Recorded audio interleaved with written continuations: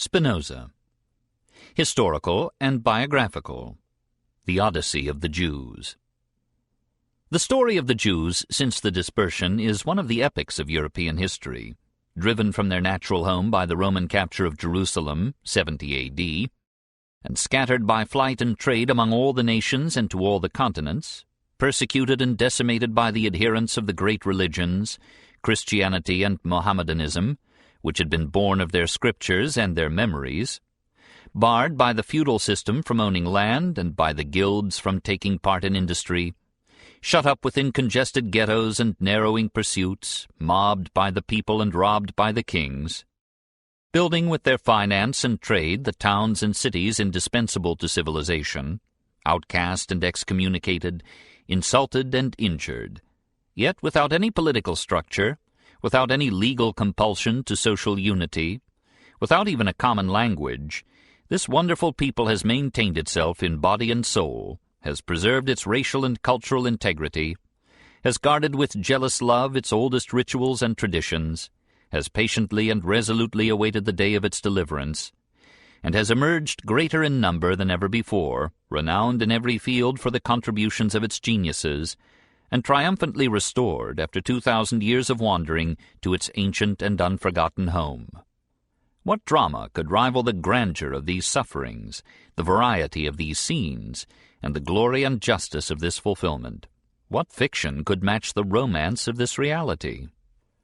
The dispersion had begun many centuries before the fall of the Holy City. Through Tyre and Sidon and other ports, the Jews had spread abroad into every nook of the Mediterranean, to Athens and Antioch, to Alexandria and Carthage, to Rome and Marseille, and even to distant Spain. After the destruction of the Temple, the dispersion became almost a mass migration. Ultimately, the movement followed two streams, one along the Danube and the Rhine, and thence later into Poland and Russia, the other into Spain and Portugal with the conquering Moors, 711 A.D. In Central Europe, the Jews distinguished themselves as merchants and financiers. In the peninsula, they absorbed gladly the mathematical, medical, and philosophical lore of the Arabs, and developed their own culture in the great schools of Cordova, Barcelona, and Seville. Here in the 12th and 13th centuries, the Jews played a prominent part in transmitting ancient and oriental culture to Western Europe. It was at Cordova that Moses Maimonides, 1135–1204, the greatest physician of his age, wrote his famous biblical commentary, the Guide to the Perplexed. It was at Barcelona that Hasti Crescas, 1370–1430, propounded heresies that shook all Judaism. The Jews of Spain prospered and flourished until the conquest of Granada by Ferdinand in 1492, and the final expulsion of the Moors. The peninsular Jews now lost the liberty which they had enjoyed under the lenient ascendancy of Islam. The Inquisition swept down upon them with the choice of baptism and the practice of Christianity, or exile and the confiscation of their goods. It was not that the Church was violently hostile to the Jews. The popes repeatedly protested against the barbarities of the Inquisition. But the King of Spain thought he might fatten his purse with the patiently garnered wealth of this alien race. Almost in the year that Columbus discovered America, Ferdinand discovered the Jews. The great majority of the Jews accepted the harder alternative and looked about them for a place of refuge. Some took ship and sought entry into Genoa and other Italian ports. They were refused, and sailed on in growing misery and disease till they reached the coast of Africa, where many of them were murdered for the jewels they were believed to have swallowed. A few were received into Venice, which knew how much of its maritime ascendancy it owed to its Jews. Others financed the voyage of Columbus, a man perhaps of their own race, hoping that the great navigator would find them a new home. A large number of them embarked in the frail vessels of that day and sailed up the Atlantic between hostile England and hostile France, to find at last some measure of welcome in little big-souled Holland. Among these was a family of Portuguese Jews named Spinoza. Thereafter Spain decayed and Holland prospered. The Jews built their first synagogue in Amsterdam in 1598. And when, 75 years later, they built another, the most magnificent in Europe, their Christian neighbors helped them to finance the enterprise. The Jews were happy now, if we may judge from the stout content of the merchants and rabbis to whom Rembrandt has given immortality. But towards the middle of the 17th century, the even tenor of events was interrupted by a bitter controversy within the synagogue. Uriel Acosta, a passionate youth who had felt, like some other Jews, the skeptical influence of the Renaissance, wrote a treatise vigorously attacking the belief in another life. This negative attitude was not necessarily contrary to older Jewish doctrine, but the synagogue compelled him to retract publicly, lest it should incur the disfavor of a community that had welcomed them generously, but would be unappeasably hostile to any heresy striking so sharply at what was considered the very essence of Christianity. The formula of retraction and penance required the proud author to lie down athwart the threshold of the synagogue while the members of the congregation walked over his body. Humiliated beyond sufferance, Uriel went home, wrote a fierce denunciation of his persecutors, and shot himself. This was 1640. At that time, Baruch Spinoza, the greatest Jew of modern times and the greatest of modern philosophers, was a child of 8, the favorite student of the synagogue. The education of Spinoza. It was this Odyssey of the Jews that filled the background of Spinoza's mind and made him irrevocably, however excommunicate, a Jew. Though his father was a successful merchant, the youth had no leaning to such a career and preferred to spend his time in and around the synagogue, absorbing the religion and the history of his people. He was a brilliant scholar, and the elders looked upon him as a future light of their community and their faith. Very soon he passed from the Bible itself to the exactingly subtle commentaries of the Talmud, and from these to the writings of Maimonides, Levi ben Gerson, Ibn Ezra, and Hasdai Crescas, and his promiscuous veracity extended even to the mystical philosophy of Ibn Gabirol and the Kabbalistic intricacies of Moses of Cordova. He was struck by the latter's identification of God and the universe. He followed up the idea in Ben Gerson, who taught the eternity of the world, and in Hasdai Crescas, who believed the universe of matter to be the body of God. He read in Maimonides a half-favorable discussion of the doctrine of Averroes, that immortality is impersonal, but he found in the Guide to the Perplexed more perplexities than guidance. For the great rabbi propounded more questions than he answered, and Spinoza found the contradictions and improbabilities of the Old Testament lingering in his thought long after the solutions of Maimonides had dissolved into forgetfulness. The cleverest defenders of a faith are its greatest enemies, for their subtleties engender doubt and stimulate the mind. And if this was so with the writings of Maimonides, so much the more was it the case with the commentaries of Ibn Ezra, where the problems of the old faith were more directly expressed, and sometimes abandoned as unanswerable. The more Spinoza read and pondered, the more his simple certainties melted away into wondering and doubt. His curiosity was aroused to inquire what the thinkers of the Christian world had written on those great questions of God and human destiny. He took up the study of Latin with a Dutch scholar, Van den Ende, and moved into a wider sphere of experience and knowledge. His new teacher was something of a heretic himself, a critic of creeds and governments, an adventurous fellow who stepped out of his library to join a conspiracy against the King of France, and adorned a scaffold in 1674. He had a pretty daughter who became the successful rival of Latin for the affections of Spinoza, and even a modern collegian might be persuaded to study Latin by such inducements. But the young lady was not so much of an intellectual as to be blind to the main chance, and when another suitor came, bearing costly presents, she lost interest in Spinoza. No doubt it was at that moment that our hero became a philosopher. At any rate, he had conquered Latin, and through Latin he entered into the heritage of ancient and medieval European thought. He seems to have studied Socrates and Plato and Aristotle, but he preferred to them the great atomists, Democritus, Epicurus, and Lucretius, and the Stoics left their mark upon him ineffaceably. He read the scholastic philosophers, and took from them not only their terminology, but their geometrical method of exposition by axiom, definition, proposition, proof, scholium, and corollary. He studied Bruno, 1548 to 1600, that magnificent rebel whose fires not all the snows of the Caucasus could quench, who wandered from country to country and from creed to creed, and evermore came out by the same door wherein he went, searching and wondering, and who at last was sentenced by the Inquisition to be killed as mercifully as possible and without the shedding of blood, i.e., to be burned alive. What a wealth of ideas there was in this romantic Italian.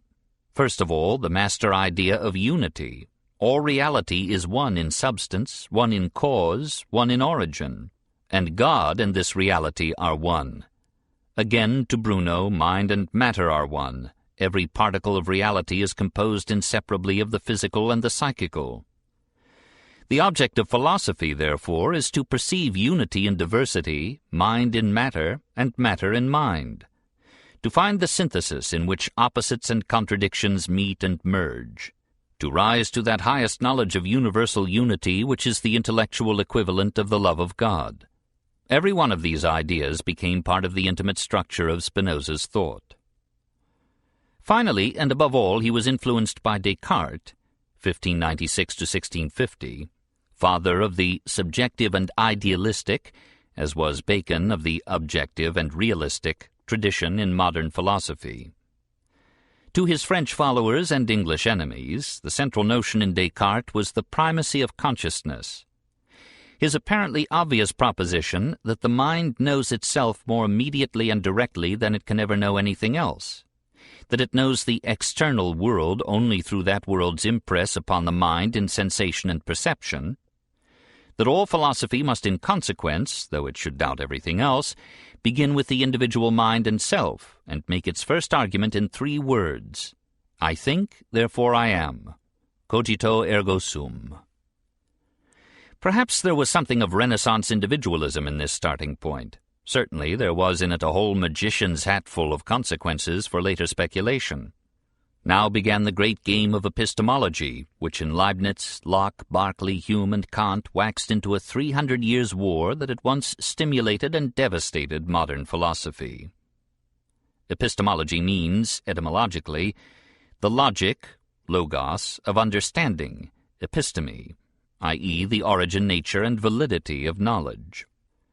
But this side of Descartes' thought did not interest Spinoza. He would not lose himself in the labyrinths of epistemology. What attracted him was Descartes' conception of a homogeneous substance underlying all forms of matter, and another homogeneous substance underlying all forms of mind. This separation of reality into 2 ultimate substances was a challenge to the unifying passion of Spinoza, and acted like a fertilizing sperm upon the accumulations of his thought. What attracted him again was Descartes' desire to explain all of the world except God and the soul by mechanical and mathematical laws, an idea going back to Leonardo and Galileo, and perhaps reflecting the development of machinery and industry in the cities of Italy.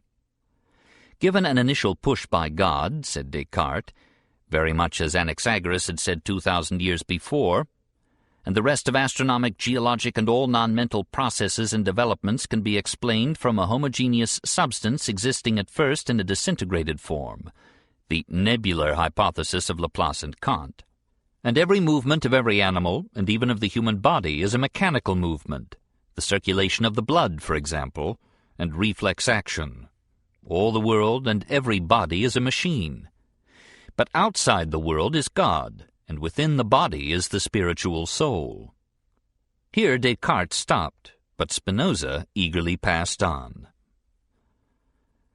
Excommunication. These were the mental antecedents of the externally quiet but internally disturbed youth who in 1656, he had been born in 1632, was summoned before the elders of the synagogue on the charge of heresy. Was it true, they asked him, that he had said to his friends that God might have a body, the world of matter, that angels might be hallucinations, that the soul might be merely life, and that the Old Testament said nothing of immortality? We do not know what he answered. We only know that he was offered an annuity of $500 if he would consent to maintain at least an external loyalty to his synagogue and his faith, that he refused the offer, and that on July 27, 1656, he was excommunicated with all the somber formalities of Hebrew ritual. During the reading of the curse, the wailing and protracted note of a great horn was heard to fall in from time to time.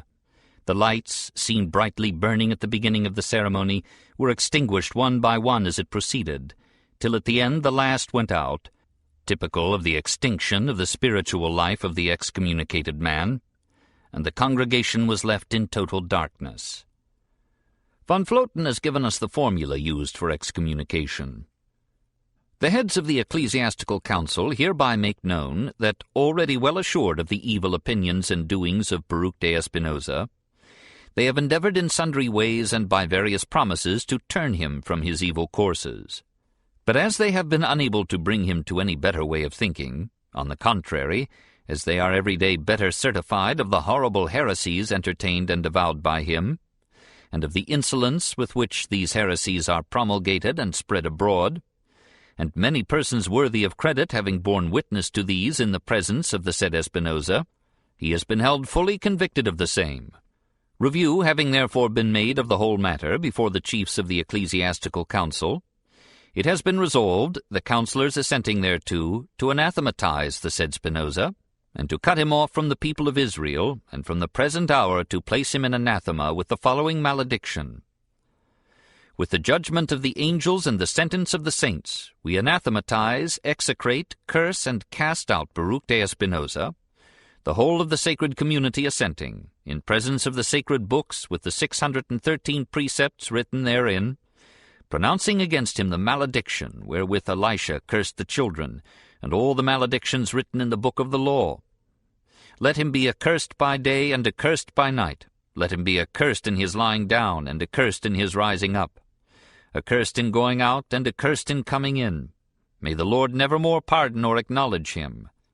May the wrath and displeasure of the Lord burn henceforth against this man, load him with all the curses written in the book of the law, and blot out his name from under the sky. May the Lord sever him from evil from all the tribes of Israel, weight him with all the maledictions of the firmament contained in the book of law, and may all ye who are obedient to the Lord your God be saved this day. Hereby then are all admonished, that none hold converse with him by word of mouth, none hold communication with him by writing, that no one do him any service, no one abide under the same roof with him, no one approach within 4 cubits length of him, and no one read any document dictated by him or written by his hand. Let us not be too quick to judge the leaders of the synagogue, for they faced a delicate situation. No doubt they hesitated to subject themselves to the charge that they were as intolerant of heterodoxy as the Inquisition which had exiled them from Spain. But they felt that gratitude to their hosts in Holland demanded the excommunication of a man whose doubts struck at Christian doctrine quite as vitally as at Judaism. Protestantism was not then the liberal and fluent philosophy which it now becomes. The wars of religion had left each group entrenched immovably in its own creed, cherished now all the more because of the blood just shed in its defense. What would the Dutch authorities say to a Jewish community which repaid Christian toleration and protection by turning out in one generation an Acosta and in the next a Spinoza? Furthermore, religious unanimity seemed to the elders their sole means of preserving the little Jewish group in Amsterdam from disintegration, and almost the last means of preserving the unity, and so ensuring the survival of the scattered Jews of the world. If they had their own state, their own civil law, their own establishments of secular force and power to compel internal cohesion and external respect, they might have been more tolerant. But their religion was to them their patriotism as well as their faith. The synagogue was their center of social and political life as well as of ritual and worship. And the Bible, whose veracity Spinoza had impugned, was the portable fatherland of their people. Under these circumstances, they thought, heresy was treason, and toleration suicide. One feels that they should have bravely run these risks, but it is as hard to judge another justly as it is to get out of one's skin. Perhaps Manasseh ben Israel, spiritual head of the whole Amsterdam community of Jews, could have found some conciliatory formula within which both the synagogue and the philosopher might have found room to live in mutual peace. But the great rabbi was then in London, persuading Cromwell to open England to the Jews. Fate had written that Spinoza should belong to the world. Retirement and death. He took the excommunication with quiet courage, saying, "It compels me to nothing which I should not have done in any case." But this was whistling in the dark. In truth, the young student now found himself bitterly and pitilessly alone. Nothing is so terrible as solitude, and few forms of it so difficult as the isolation of a Jew from all his people. Spinoza had already suffered in the loss of his old faith. To so uproot the contents of one's mind is a major operation, and leaves many wounds. Had Spinoza entered another fold, embraced another of the orthodoxies in which men were grouped like kine huddling together for warmth, he might have found in the role of distinguished convert some of the life which he had lost by being utterly outcast from his family and his race. But he joined no other sect and lived his life alone. His father, who had looked forward to his son's preeminence in Hebrew learning, sent him away. His sister tried to cheat him of a small inheritance. He contested the case in court, won it, and then turned over the bequest to the sister. His former friends shunned him. No wonder there is little humor in Spinoza, and no wonder he breaks out with some bitterness occasionally when he thinks of the keepers of the law. Those who wish to seek out the causes of miracles and to understand the things of nature as philosophers, and not to stare at them in astonishment like fools, are soon considered heretical and impious, and proclaimed as such by those whom the mob adore as the interpreters of nature and the gods. For these men know that once ignorance is put aside, that wonderment would be taken away which is the only means by which their authority is preserved. The culminating experience came shortly after the excommunication. One night, as Spinoza was walking through the streets, a pious ruffian bent on demonstrating his theology by murder attacked the young student with drawn dagger. Spinoza, turning quickly, escaped with a slight wound on the neck. Concluding that there are few places in this world where it is safe to be a philosopher, he went to live in a quiet attic room on the Oterdijk road outside of Amsterdam. It was now, probably, that he changed his name from Baruch to Benedict. His host and hostess were Christians of the Mennonite sect, and could in some measure understand a heretic. They liked his sadly kind face, those who have suffered much become very bitter or very gentle, and were delighted when, occasionally, he would come down of an evening, smoke his pipe with them, and tune his talk to their simple strain. He made his living at first by teaching children in Van den Ende's school, and then by polishing lenses, as if he had an inclination for dealing with refractory material. He had learned the optical trade while living in the Jewish community. It was in accord with Hebrew canon that every student should acquire some manual art, not only because study and honest teaching can seldom make a livelihood, but, as Gamaliel had said, work keeps one virtuous, whereas every learned man who fails to acquire a trade will at last turn out a rogue. 5 years later, 1660, his host moved to Rindsberg, near Leiden, and Spinoza moved with him. The house still stands, and the road bears the philosopher's name. These were years of plain living and high thinking. Many times he stayed in his room for 2 or 3 days together, seeing nobody and having his modest meals brought up to him. The lenses were well done, but not so continuously as to earn for Spinoza more than merely enough. He loved wisdom too much to be a successful man. Colerus, who followed Spinoza in these lodgings and wrote a short life of the philosopher from the reports of those who had known him, says, "He was very careful to cast up his accounts every quarter, which he did that he might spend neither more nor less than what he had to spend for each year. And he would say sometimes to the people of the house that he was like the serpent who forms a circle with his tail in his mouth, to denote that he had nothing left at the year's end." But in his modest way he was happy. To one who advised him to trust in revelation rather than in reason, he answered, "Though I were at times to find the fruit unreal which I gather by my natural understanding, yet this would not make me otherwise than content, because in the gathering I am happy, and pass my days not in sighing and sorrow, but in peace, serenity, and joy." If Napoleon had been as intelligent as Spinoza, says a great sage, he would have lived in a garret and written 4 books. To the portraits of Spinoza which have come down to us we may add a word of description from Colerus. He was of middle size. He had good features in his face, the skin somewhat black, the hair dark and curly, the eyebrows long and black, so that one might easily know by his looks that he was descended from Portuguese Jews. As for his clothes, he was very careless of them, and they were not better than those of the meanest citizen. One of the most eminent councillors of state went to see him and found him in a very untidy morning gown, whereupon the councillor reproached him for it and offered him another. Spinoza answered that a man was never the better for having a fine gown, and added, "It is unreasonable to wrap up things of little or no value in a precious cover." Spinoza's sartorial philosophy was not always so ascetic. "It is not a disorderly or slovenly carriage that makes us sages," he writes, "for affected indifference to personal appearance is rather evidence of a poor spirit in which true wisdom could find no worthy dwelling place, and science could only meet with disorder and disarray." It was during this 5 years' stay at Rindsberg that Spinoza wrote the little fragment on the improvement of the intellect, De Intellectus Emendatione, and the ethics geometrically demonstrated, Ethica More Geometrico Demonstrata. The latter was finished in 1665, but for 10 years Spinoza made no effort to publish it. In 1668, Adrian Courbach, for printing opinions similar to Spinoza's, was sent to jail for 10 years, and died there after serving 18 months of his sentence.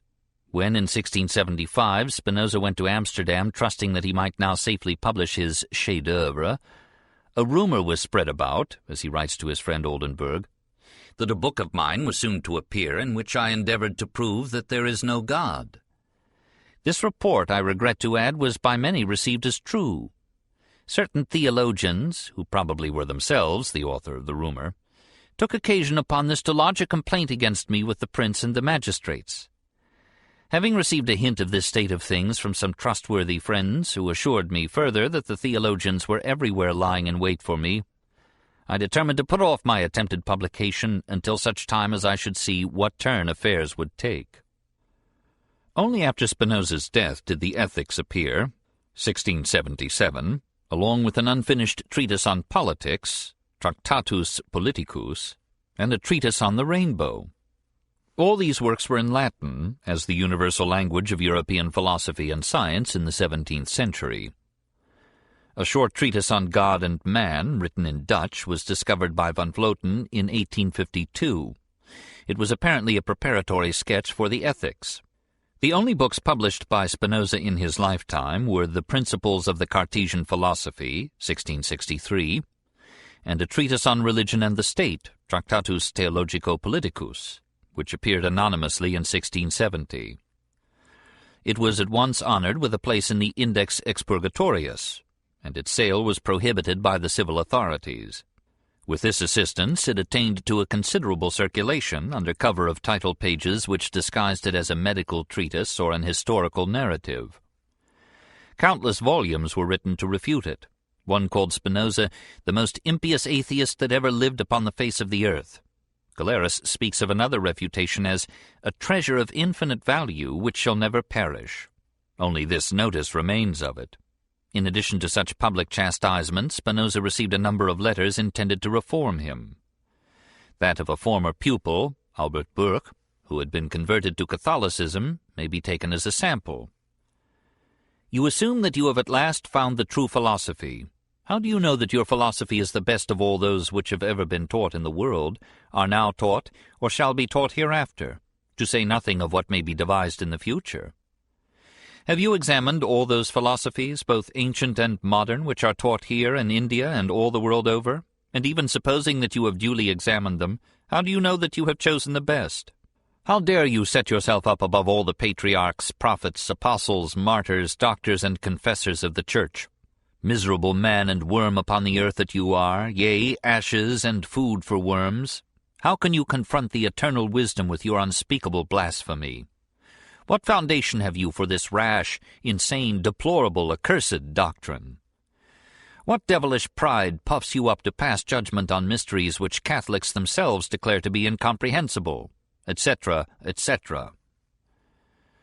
To which Spinoza replied, "You who assume that you have at last found the best religion, or rather the best teachers, and fixed your credulity upon them, how do you know that they are the best among those who have taught religions, or now teach, or shall hereafter teach them? Have you examined all those religions, ancient and modern, which are taught here and in India and all the world over? And even supposing that you have duly examined them, how do you know that you have chosen the best?" Apparently the gentle philosopher could be firm enough when occasion called for it. Not all the letters were of this uncomfortable kind. Many of them were from men of mature culture and high position. Most prominent of these correspondents were Henry Oldenburg, secretary of the recently established Royal Society of England, von Tschirnaus, a young German inventor and nobleman, Huygens, the Dutch scientist, Leibniz, the philosopher who visited Spinoza in 1676, Louis Meyer, a physician of The Hague, and Simon de Vries, a rich merchant of Amsterdam. The latter so admired Spinoza that he begged him to accept a gift of $1,000.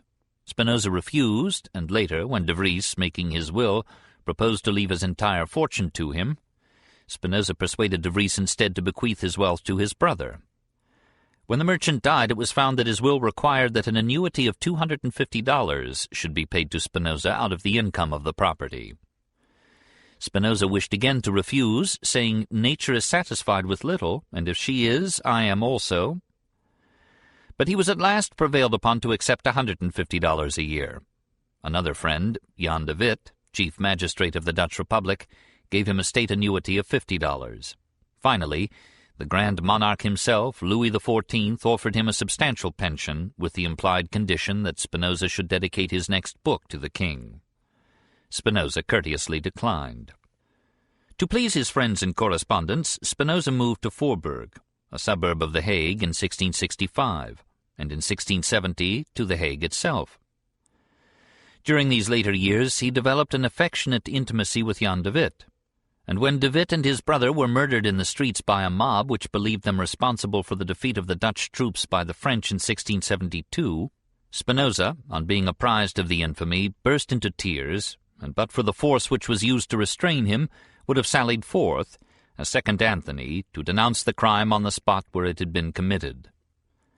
Not long afterward, the Prince de Condé, head of the invading French army, invited Spinoza to his headquarters to convey to him the offer of a royal pension from France, and to introduce certain admirers of Spinoza who were with the prince. Spinoza, who seems to have been rather a good European than a nationalist, thought it nothing strange for him to cross the lines and go to Condé's camp. When he returned to The Hague, the news of his visit spread about, and there were angry murmurs among the people. Spinoza's host, Van den Spik, was in fear of an attack upon his house, but Spinoza calmed him, saying, "I can easily clear myself of all suspicion of treason, but should the people show the slightest disposition to molest you, should they even assemble and make a noise before your house, I will go down to them, though they should serve me as they did poor de Witt." But when the crowd learned that Spinoza was merely a philosopher, they concluded that he must be harmless, and the commotion quieted down. Spinoza's life, as we see it in these little incidents, was not as impoverished and secluded as it has been traditionally pictured. He had some degree of economic security, he had influential and congenial friends, he took an interest in the political issues of his time, and he was not without adventures that came close to being matters of life and death. That he had made his way, despite excommunication and interdict, into the respect of his contemporaries appears from the offer which came to him in 1673 of the chair of philosophy at the University of Heidelberg, an offer couched in the most complimentary terms, and promising the most perfect freedom in philosophizing, which His Highness feels assured you would not abuse by calling in question the established religion of the state. Spinoza replied characteristically, "Honored sir, had it ever been my wish to undertake the duties of a professor in any faculty, my desires would have been amply gratified in accepting the position which His Serene Highness the Prince Palatine does me the honor to offer me through you. The offer, too, is much enhanced in value in my eyes by the freedom of philosophizing attached to it. But I do not know within what precise limits that the same liberty of philosophizing would have to be restrained, so that I would not seem to interfere with the established religion of the principality. You see, therefore, honored sir, that I do not look for any higher worldly position than that which I now enjoy, and that for love of the quiet which I think I cannot otherwise secure, I must abstain from entering upon the career of a public teacher." The closing chapter came in 1677. Spinoza was now only 44, but his friends knew that he had not many years left to him. He had come of consumptive parentage, and the comparative confinement in which he had lived, as well as the dust-laden atmosphere in which he had labored, were not calculated to correct this initial disadvantage. More and more he suffered from difficulty in breathing. Year by year his sensitive lungs decayed. He reconciled himself to an early end, and feared only that the book which he had not dared to publish during his lifetime would be lost or destroyed after his death. He placed the manuscript in a small writing desk, locked it, and gave the key to his host, asking him to transmit desk and key to Jan Rieverts, the Amsterdam publisher, when the inevitable should come. On Sunday, February 20th, the family with whom Spinoza lived went to church after receiving his assurance that he was not unusually ill. Dr. Meyer alone remained with him. When they returned, they found the philosopher lying dead in the arms of his friend. Many mourned him, for the simple folk had loved him as much for his gentleness as the learned had honored him for his wisdom. Philosophers and magistrates joined the people in following him to his final rest, and men of varied faiths met at his grave. Nietzsche says somewhere that the last Christian died upon the cross. He had forgotten Spinoza. The Treatise on Religion and the State. Let us study his 4 books in the order in which he wrote them. The Tractatus Theologico-Politicus is perhaps the least interesting of them to us today, because the movement of higher criticism which Spinoza initiated has made into platitudes the propositions for which Spinoza risked his life. It is unwise of an author to prove his point too thoroughly. His conclusions pass into the currency of all educated minds, and his works no longer have that mystery about them which draws us ever on. So it has been with Voltaire, and so with Spinoza's Treatise on Religion and the State. The essential principle of the book is that the language of the Bible is deliberately metaphorical or allegorical, not only because it partakes of the Oriental tendency to high literary color and ornament and exaggerated descriptive expressions, but because, too, the prophets and the apostles, to convey their doctrine by arousing the imagination, were compelled to adapt themselves to the capacities and predispositions of the popular mind. All Scripture was written primarily for an entire people and secondarily for the whole human race. Consequently, its contents must necessarily be adapted, as far as possible, to the understanding of the masses. Scripture does not explain things by their secondary causes, but only narrates them in the order and style which has most power to move men, and especially uneducated men, to devotion. Its object is not to convince the reason, but to attract and lay hold of the imagination. Hence the abundant miracles and the repeated appearances of God. The masses think that the power and providence of God are most clearly displayed by events that are extraordinary and contrary to the conception which they have formed of nature. They suppose, indeed, that God is inactive so long as nature works in her accustomed order, and vice versa, that the power of nature and natural causes are idle so long as God is acting. Thus they imagine 2 powers distinct from one another, the power of God and the power of nature. Here enters the basic idea of Spinoza's philosophy, that God and the processes of nature are one. Men love to believe that God breaks the natural order of events for them. So the Jews gave a miraculous interpretation of the lengthening of the day in order to impress others, and perhaps themselves, with the conviction that the Jews were the favorites of God. And similar incidents abound in the early history of every people. Sober and literal statements do not move the soul. If Moses had said that it was merely the east wind, as we gather from a later passage, that cleared a path for them through the Red Sea, it would have made little impression on the minds of the masses he was leading. Again, the apostles resorted to miracle stories for the same reason that they resorted to parables. It was a necessary adaptation to the public mind. The greater influence of such men as compared with philosophers and scientists is largely attributable to the vivid and metaphorical forms of speech which the founders of religion, by the nature of their mission and their own emotional intensity, are driven to adopt. Interpreted on this principle, the Bible, says Spinoza, contains nothing contrary to reason. But interpreted literally, it is full of errors, contradictions, and obvious impossibilities, as that the Pentateuch was written by Moses. The more philosophical interpretation reveals, through the mist of allegory and poetry, the profound thought of great thinkers and leaders, and makes intelligible the persistence of the Bible and its immeasurable influence upon men. Both interpretations have a proper place and function. The people will always demand a religion phrased in imagery and haloed with the supernatural. If one such form of faith is destroyed, they will create another.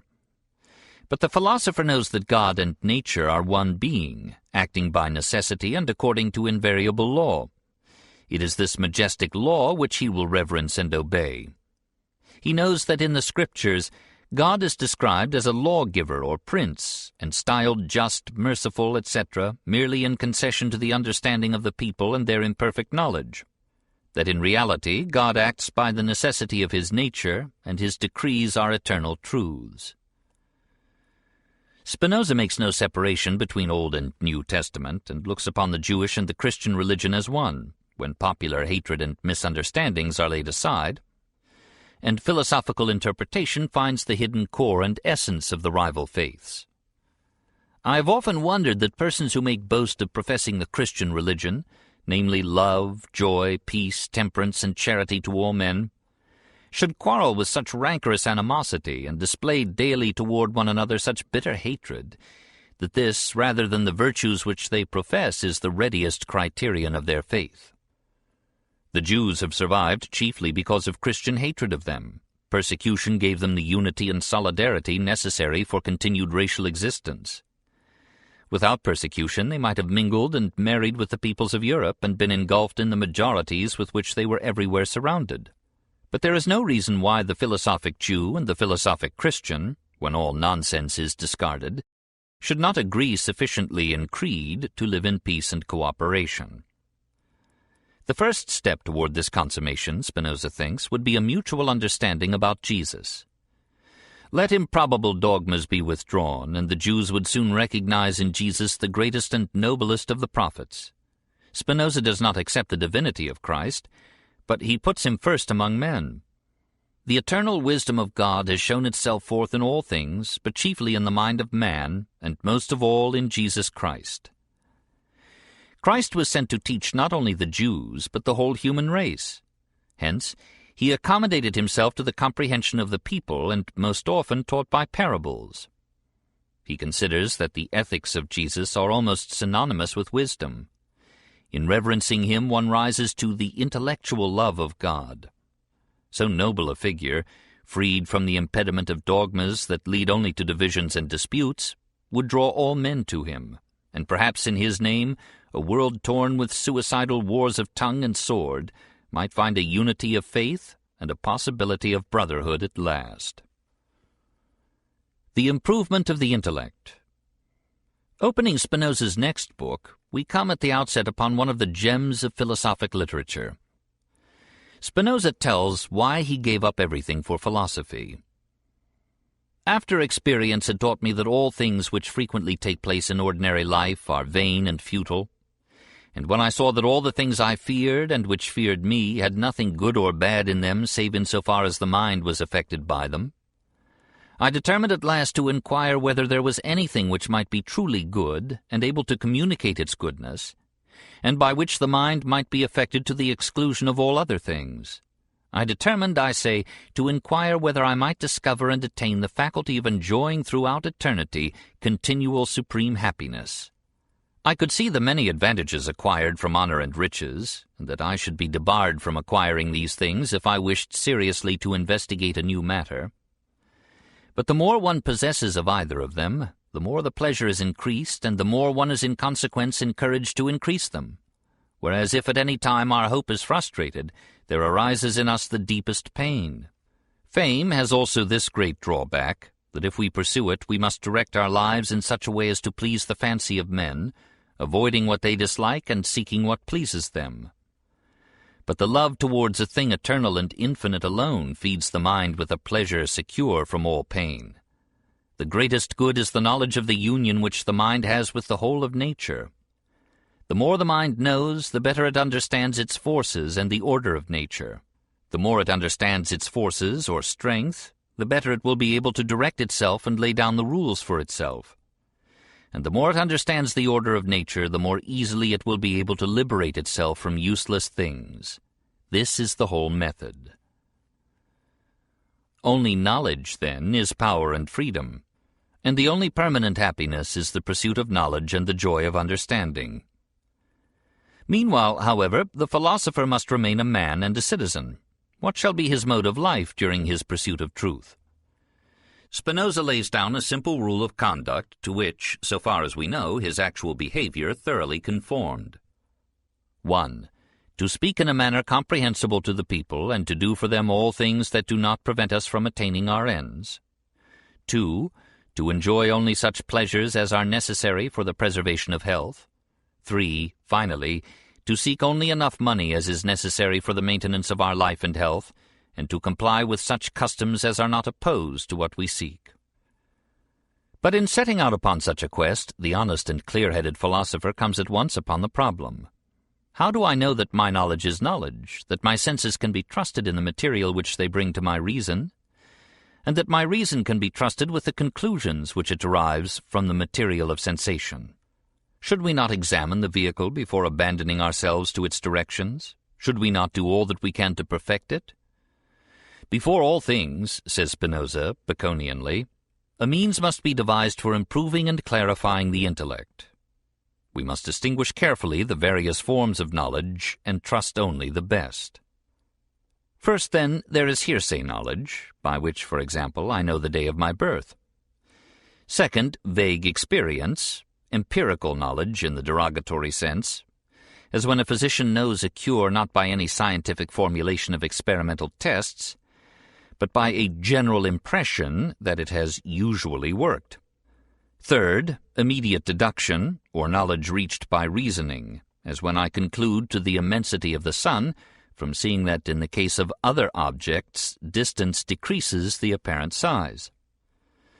This kind of knowledge is superior to the other two, but is yet precariously subject to sudden refutation by direct experience. So science for 100 years reasoned its way to an ether which is now in high disfavor with the physicist elite. Hence the highest kind of knowledge is the fourth form, which comes by immediate deduction and direct perception, as when we see at once that 6 is the missing number in the proportion 2:4 as 3:x, or as when we perceive that the whole is greater than the part. Spinoza believes that men versed in mathematics know most of Euclid in this intuitive way, but he admits ruefully that the things which I have been able to know by this knowledge so far have been very few.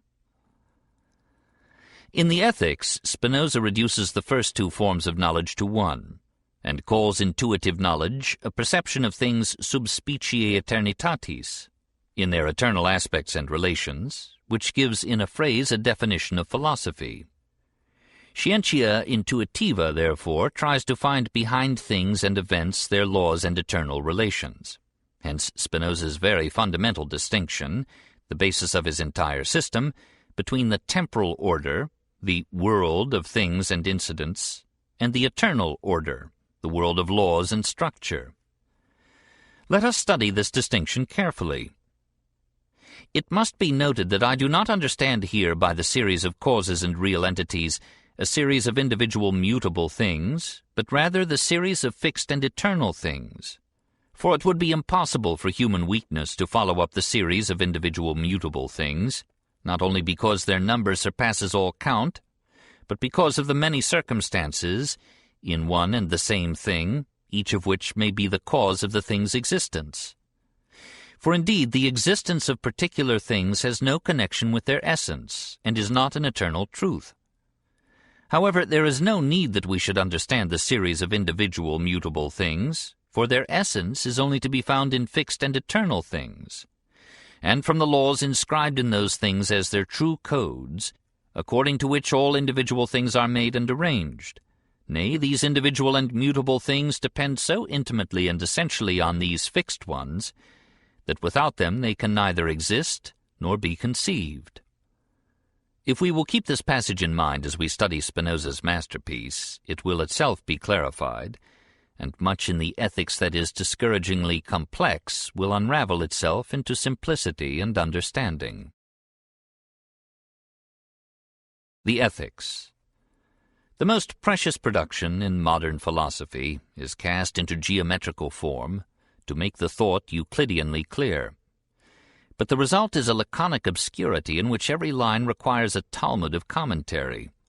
The scholastics had formulated their thought so, but never so pithily, and they had been helped to clarify by their foreordained conclusions. Descartes had suggested that philosophy could not be exact until it expressed itself in the forms of mathematics, but he had never grappled with his own ideal.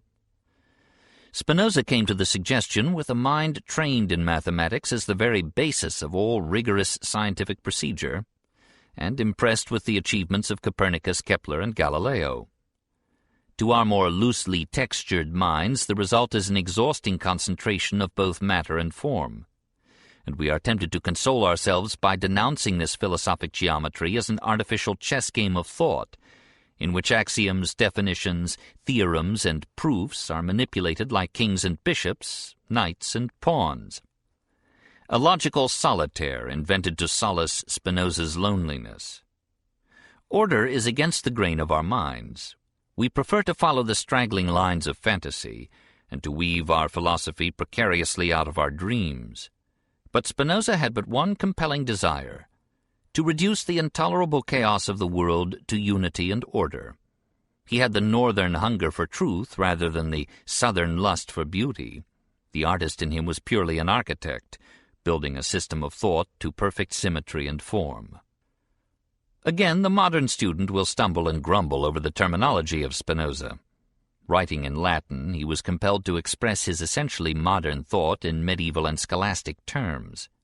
There was no other language of philosophy which would then have been understood. So he uses the term substance, where we should write reality or essence, perfect, where we should write complete, ideal for our object, objectively for subjectively, and formally for objectively. These are hurdles in the race which will deter the weakling but will stimulate the strong. In short, Spinoza is not to be read, he is to be studied. You must approach him as though you would approach Euclid, recognizing that in these brief 200 pages a man has written down his lifetime's thought with stoic sculptury of everything superfluous. Do not think to find its core by running over it rapidly. Never in a work of philosophy was there so little that could be skipped without loss. Every part depends upon preceding parts. Some obvious and apparently needless proposition turns out to be the cornerstone of an imposing development of logic. You will not understand any important section thoroughly till you have read and pondered the whole. Though one need not say, with Jacobi's enthusiastic exaggeration, that no one has understood Spinoza to whom a single line of the Ethics remains obscure. Here, doubtless, says Spinoza in the second part of his book, the reader will become confused and will recollect many things which will bring him to a standstill, and therefore I pray him to proceed gently with me and form no judgment concerning these things until he shall have read all.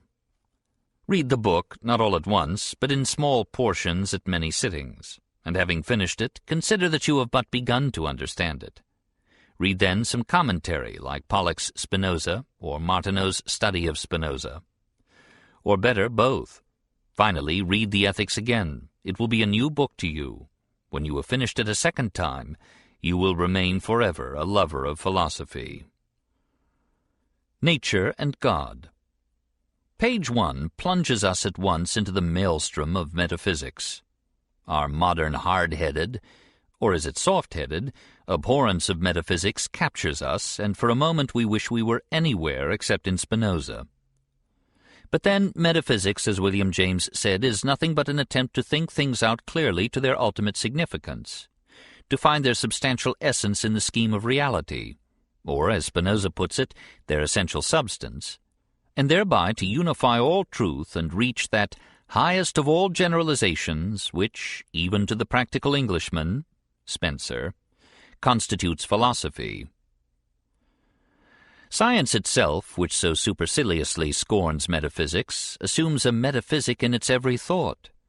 It happens that the metaphysic which it assumes is the metaphysic of Spinoza. There are three pivotal terms in Spinoza's system: substance, attribute, and mode. Attribute we put aside temporarily for simplicity's sake.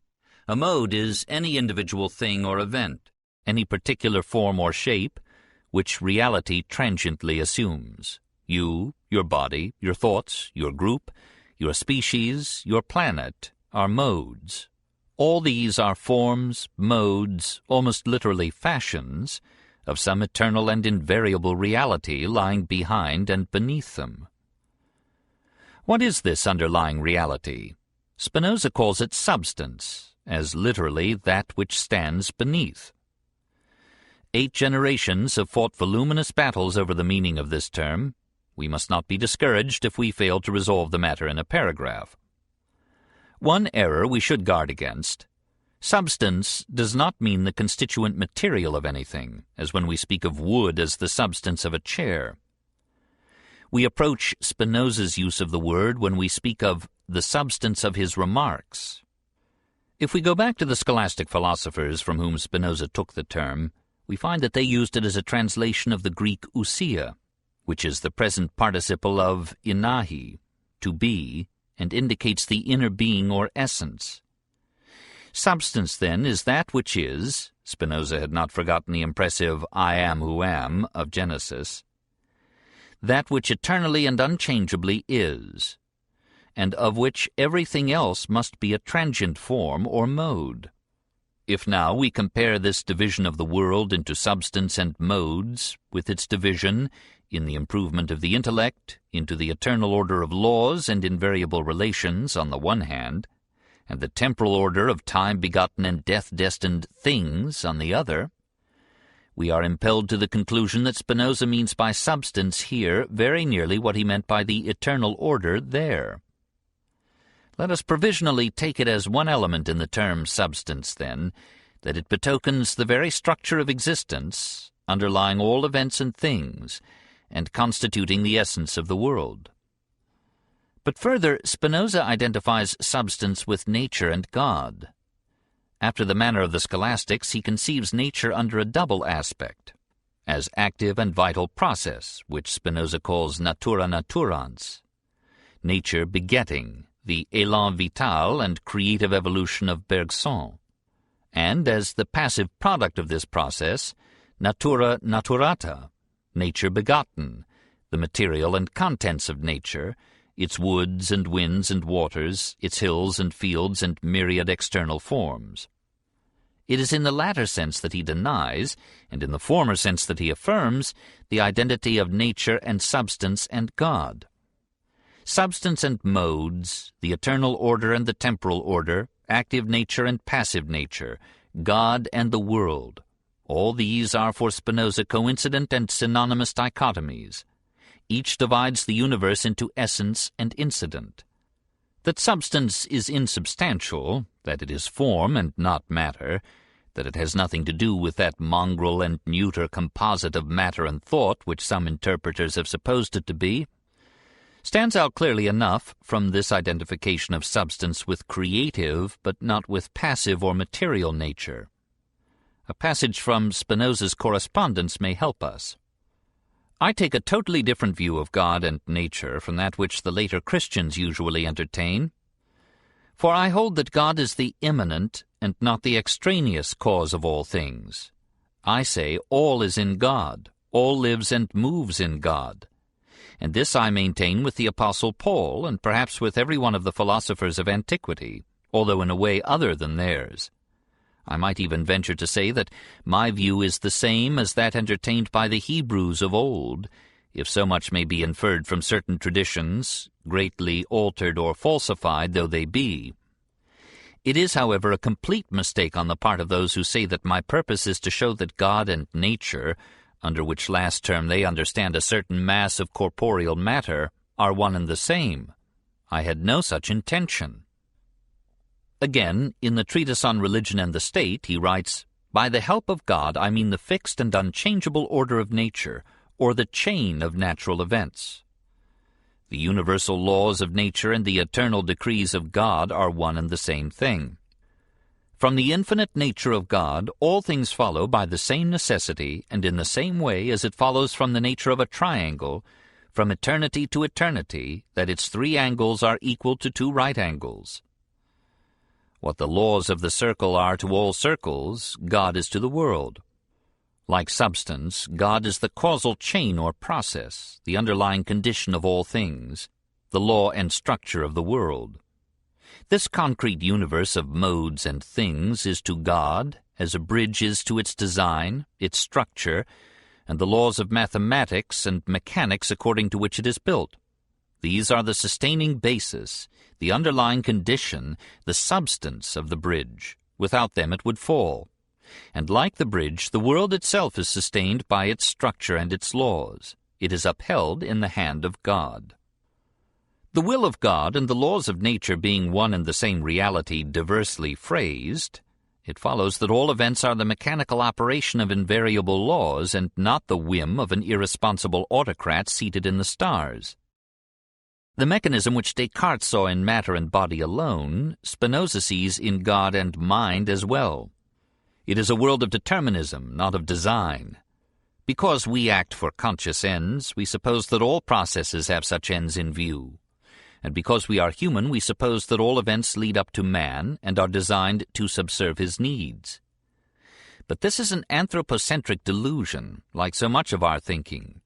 The root of the greatest errors in philosophy lies in projecting our human purposes, criteria, and preferences into the objective universe. Hence our problem of evil. We strive to reconcile the ills of life with the goodness of God, forgetting the lesson taught to Job, that God is beyond our little good and evil. Good and bad are relative to human and often individual tastes and ends, and have no validity for a universe in which individuals are ephemera, and in which the moving finger writes even the history of the race in water.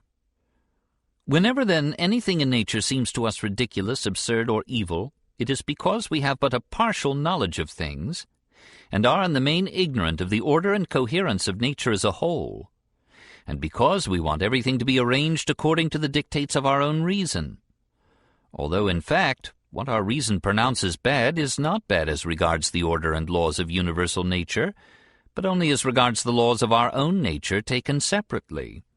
As for the terms good and bad, they indicate nothing positive considered in themselves, for one and the same thing can at the same time be good, bad, and indifferent. For example, music is good to the melancholy, bad to mourners, and indifferent to the dead. Bad and good are prejudices which the eternal reality cannot recognize.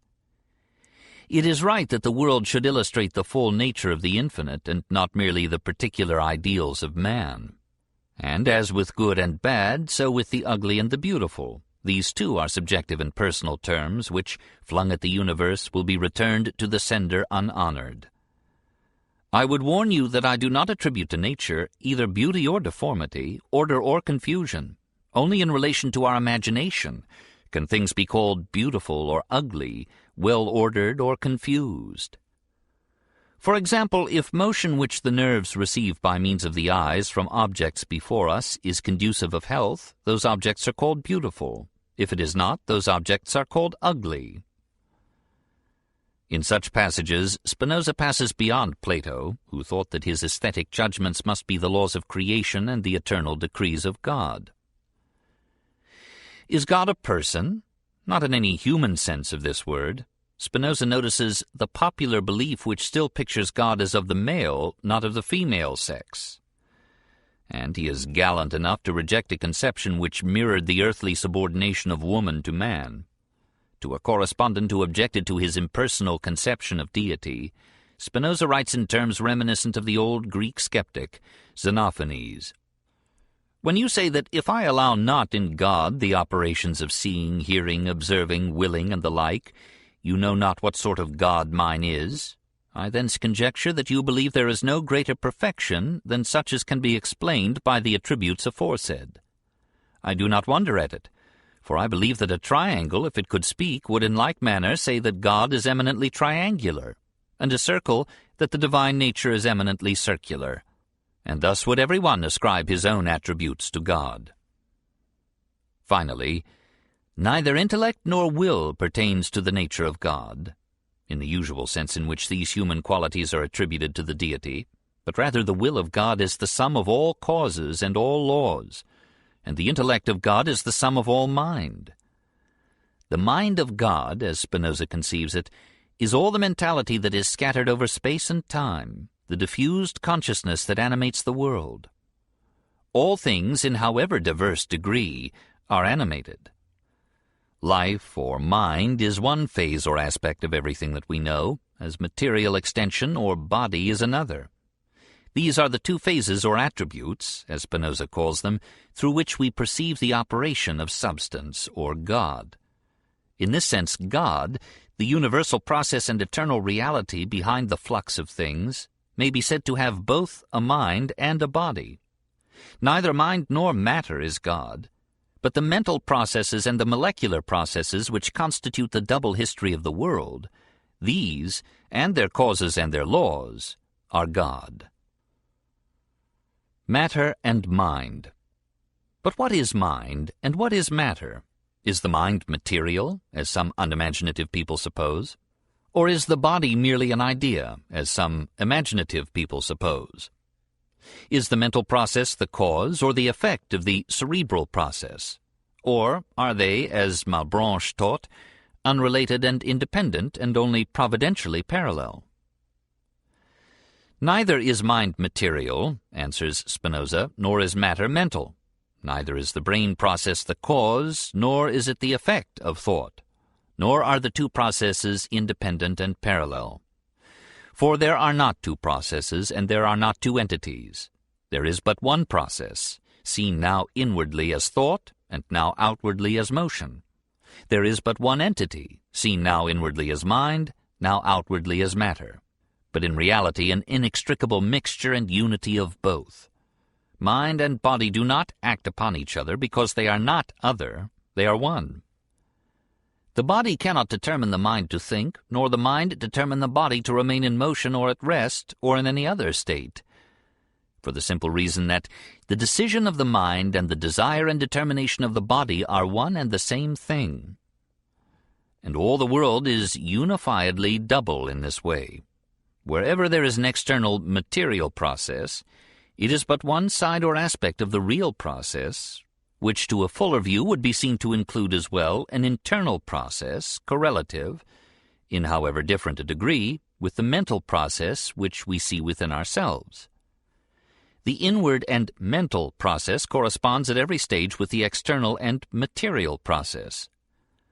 The order and connection of ideas is the same as the order and connection of things. Thinking substance and extended substance are one and the same thing, comprehended now through this, now through that attribute, or aspect. Certain of the Jews seem to have perceived this, though confusedly, for they said that God and his intellect and the things conceived by his intellect were one and the same thing. If mind be taken in a large sense to correspond with the nervous system in all its ramifications, then every change in the body will be accompanied by, or better, form a whole with, a correlative change in the mind. Just as thoughts and mental processes are connected and arranged in the mind, so in the body its modifications and the modifications of things affecting the body through sensations are arranged according to their order. And nothing can happen to the body which is not perceived by the mind and consciously or unconsciously felt. Just as the emotion, as felt, is part of a whole, of which changes in the circulatory and respiratory and digestive systems are the basis, so an idea is a part, along with bodily changes, of one complex organic process. Even the infinitesimal subtleties of mathematical reflection have their correlate in the body. Have not the behaviorists proposed to detect a man's thoughts by recording those involuntary vibrations of the vocal cords that seem to accompany all thinking? After so trying to melt away the distinction between body and mind, Spinoza goes on to reduce to a question of degree the difference between intellect and will. There are no faculties in the mind, no separate entities called intellect or will, much less imagination or memory. The mind is not an agency that deals with ideas, but it is the ideas themselves in their process and concatenation. Intellect is merely an abstract and shorthand term for a series of ideas, and will an abstract term for a series of actions or volitions. The intellect and the will are related to this or that idea or volition as rockiness to this or that rock. Finally, will and intellect are one and the same thing. For a volition is merely an idea which, by richness of associations, or perhaps through the absence of competitive ideas, has remained long enough in consciousness to pass over into action. Every idea becomes an action unless stopped in the transition by a different idea. The idea is itself the first stage of a unified organic process of which external action is the completion. What is often called will, as the impulsive force which determines the duration of an idea in consciousness, should be called desire, which is the very essence of man. Desire is an appetite or instinct of which we are conscious, but instincts need not always operate through conscious desire. Behind the instincts is the vague and varied effort for self-preservation, conatus sese preservandi. Spinoza sees this in all human and even infrahuman activity, just as Schopenhauer and Nietzsche were to see the will to live or the will to power everywhere. Philosophers seldom disagree. Everything, insofar as it is in itself, endeavors to persist in its own being, and the endeavor wherewith a thing seeks to persist in its own being is nothing else than the actual essence of that thing. The power whereby a thing persists is the core and essence of its being. Every instinct is a device developed by nature to preserve the individual, or, as our solitary bachelor fails to add, the species or the group. Pleasure and pain are the satisfaction or the hindrance of an instinct. They are not the causes of our desires, but their results. We do not desire things because they give us pleasure, but they give us pleasure because we desire them, and we desire them because we must. There is, consequently, no free will. The necessities of survival determine instinct, instinct determines desire, and desire determines thought and action. The decisions of the mind are nothing save desires, which vary according to various dispositions. There is in the mind no absolute or free will, but the mind is determined in willing this or that by a cause which is determined in its turn by another cause, and this by another, and so on to infinity. Men think themselves free because they are conscious of their volitions and desires, but are ignorant of the causes by which they are led to wish and desire. Spinoza compares the feeling of free will to a stone's thinking as it travels through space, that it determines its own trajectory and selects the place and time of its fall. Since human actions obey laws as fixed as those of geometry, psychology should be studied in geometrical form and with mathematical objectivity. I will write about human beings as though I were concerned with lines and planes and solids. I have labored carefully not to mock, lament, or execrate, but to understand human actions, and to this end I have looked upon passions not as vices of human nature, but as properties, just as pertinent to it as are heat, cold, storm, thunder, and the like to the nature of the atmosphere. It is this impartiality of approach that gives to Spinoza's study of human nature such superiority that Froude called it the most complete by far which has ever been made by any moral philosopher. Taine knew no better way of praising Bayle's analysis than to compare it with Spinoza's, while Johannes Müller, coming to the subject of the instincts and emotions, wrote, "With regard to the relations of the passions to one another apart from their physiological conditions, it is impossible to give any better account than that which Spinoza has laid down with unsurpassed mastery." And the famous physiologist, with the modesty which usually accompanies real greatness, went on to quote in extenso the third book of the Ethics. It is through that analysis of human conduct that Spinoza approaches at last the problems which give the title to his masterpiece. Intelligence and morals. Ultimately, there are but three systems of ethics, three conceptions of the ideal character and the moral life. One is that of Buddha and Jesus, which stresses the feminine virtues, considers all men to be equally precious, resists evil only by returning good, identifies virtue with love, and inclines in politics to unlimited democracy. Another is the ethic of Machiavelli and Nietzsche, which stresses the masculine virtues, accepts the inequality of men, relishes the risks of combat and conquest and rule, identifies virtue with power, and exalts an hereditary aristocracy. A third, the ethic of Socrates, Plato, and Aristotle, denies the universal applicability of either the feminine or the masculine virtues, considers that only the informed and mature mind can judge, according to diverse circumstances, when love should rule and when power, identifies virtue, therefore, with intelligence, and advocates a varying mixture of aristocracy and democracy in government. It is the distinction of Spinoza that his ethic unconsciously reconciles these apparently hostile philosophies, weaves them into a harmonious unity, and gives us in consequence a system of morals which is the supreme achievement of modern thought. He begins by making happiness the goal of conduct, and he defines happiness very simply as the presence of pleasure and the absence of pain.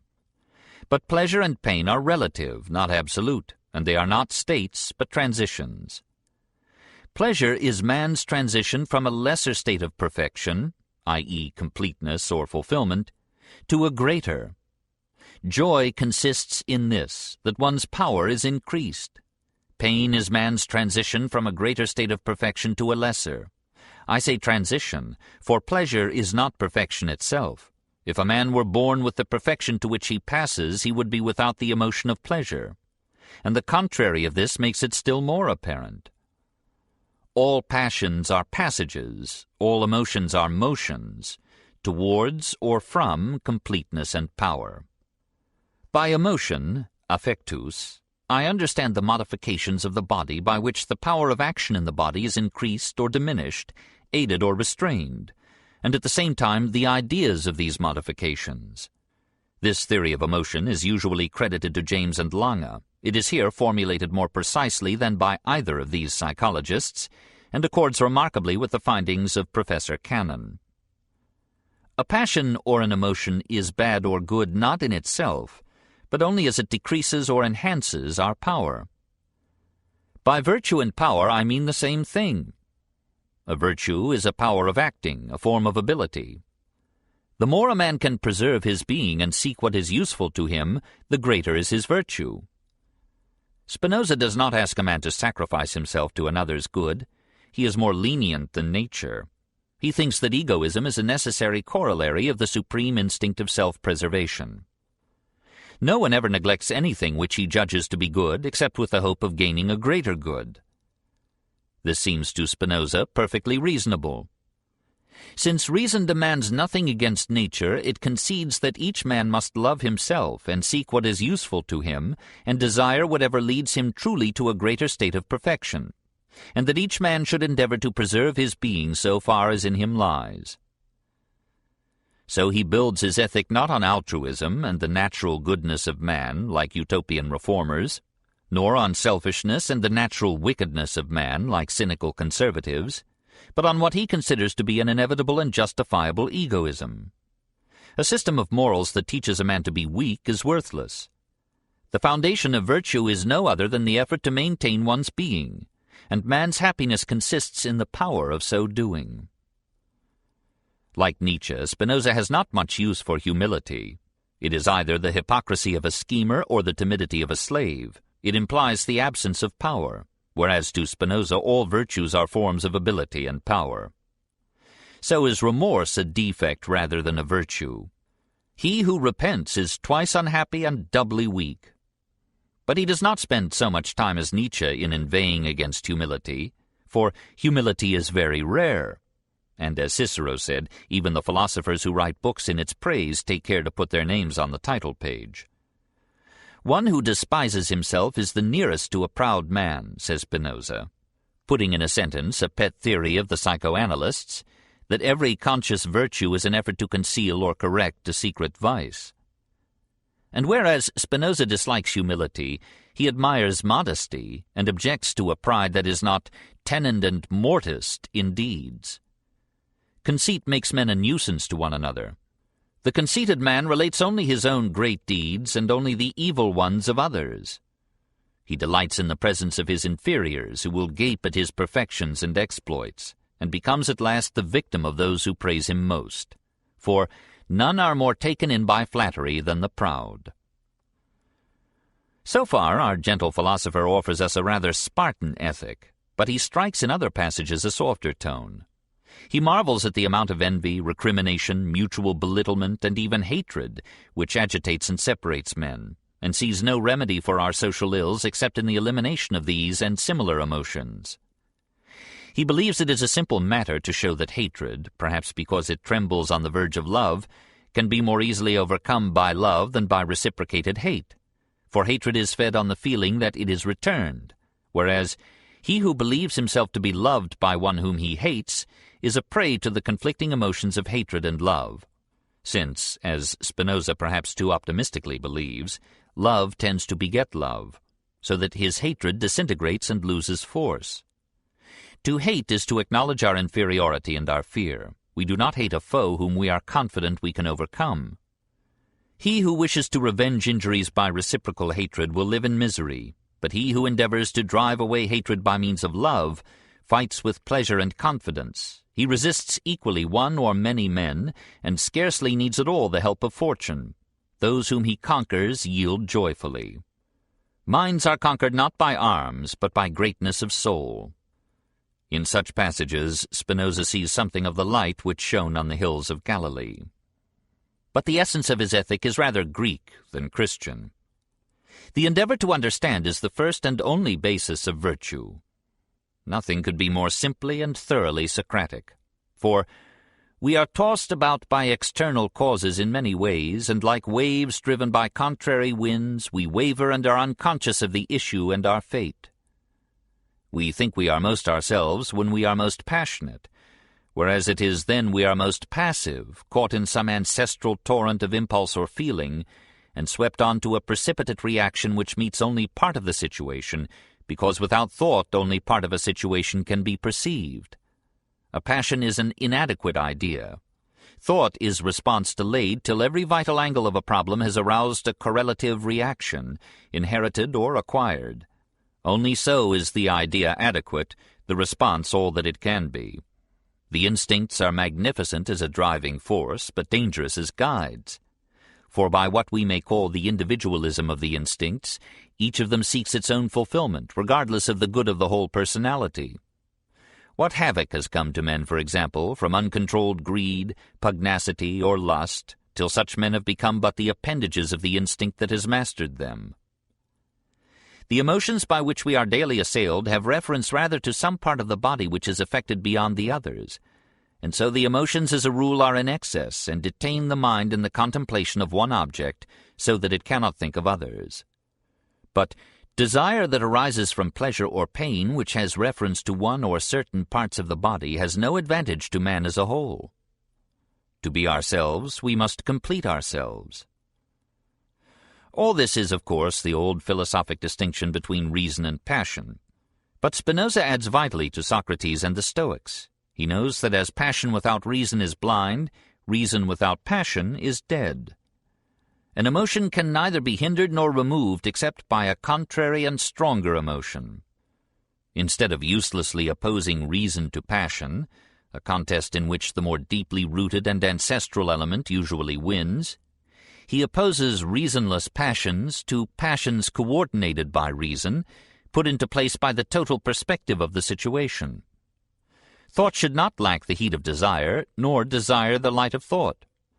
A passion ceases to be a passion as soon as we form a clear and distinct idea of it, and the mind is subject to passions in proportion to the number of adequate ideas which it has.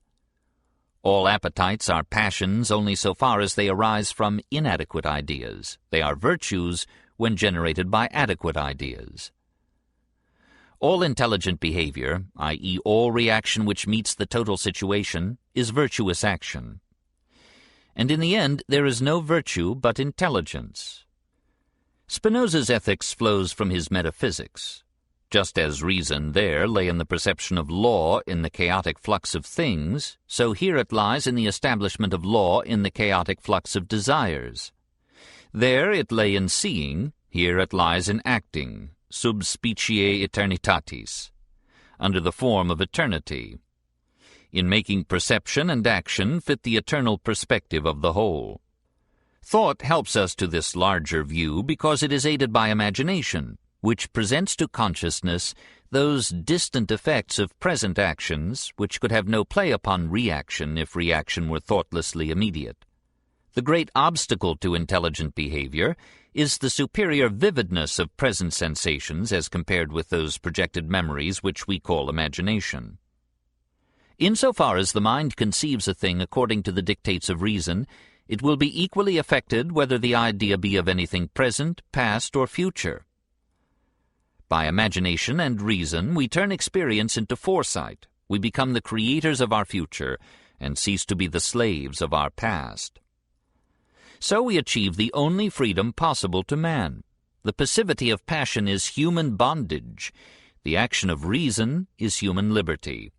Freedom is not from causal law or process, but from partial passion or impulse. And freedom not from passion, but from uncoordinated and uncompleted passion. We are free only where we know. To be a superman is to be free not from the restraints of social justice and amenity, but from the individualism of the instincts. With this completeness and integrity comes the equanimity of the wise man, not the aristocratic self-complacency of Aristotle's hero, much less the supercilious superiority of Nietzsche's ideal, but a more comradely poise and peace of mind. Men who are good by reason, i.e., men who, under the guidance of reason, seek what is useful to them, desire nothing for themselves which they do not also desire for the rest of mankind. To be great is not to be placed above humanity, ruling others, but to stand above the partialities and futilities of uniformed desire, and to rule one's self. This is a nobler freedom than that which men call free will, for the will is not free, and perhaps there is no will. And let no one suppose that because he is no longer free, he is no longer morally responsible for his behavior and the structure of his life. Precisely because men's actions are determined by their memories, society must, for its protection, form its citizens through their hopes and fears into some measure of social order and cooperation. All education presupposes determinism and pours into the open mind of youth a store of prohibitions which are expected to participate in determining conduct. The evil which ensues from evil deeds is not therefore less to be feared because it comes of necessity. Whether our actions are free or not, our motives still are hope and fear. Therefore the assertion is false that I would leave no room for precepts and commands. On the contrary, determinism makes for a better moral life. It teaches us not to despise or ridicule anyone, or be angry with anyone. Men are not guilty, and though we punish miscreants, it will be without hate. We forgive them because they know not what they do.